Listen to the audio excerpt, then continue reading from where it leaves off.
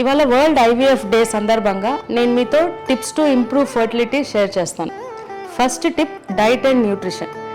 ఎవరైతే couples pregnancy plan చేస్తారో వాళ్ళు వెల్ బ్యాలెన్స్డ్ డైట్ తీసుకోవాలి. బ్యాలెన్స్డ్ డైట్ అంటే carbohydrates, proteins, fats, vitamins and minerals, fruits and vegetables ఉండేటట్టు డైట్ తీసుకోవాలి.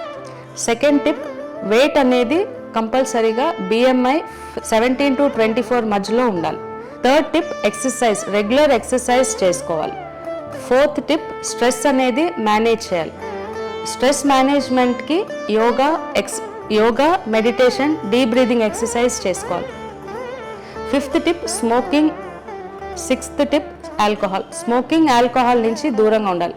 అవి రెండు ఫర్టిలిటీని ఇంపాక్ట్ చేస్తాయి. Seventh tip, coffee more than 2 cups తీసుకోకూడదు, అది కూడా ఫర్టిలిటీని ఇంపాక్ట్ చేస్తాయి.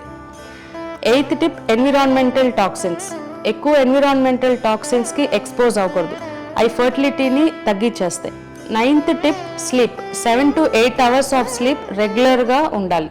మోర్ దెన్ 7 to 8 hours కన్నా స్లీప్ తక్కువ ఉంటే ఫర్టిలిటీని డిక్రీజ్ చేస్తుంది. లాస్ట్ టిప్, డ్రగ్స్ నుంచి దూరంగా ఉండాలి. ఈ 10 టిప్స్ కానీ జాగ్రత్తగా ఫాలో అయితే ప్రెగ్నెన్సీ అనేది మంచిగా ఉంటుంది.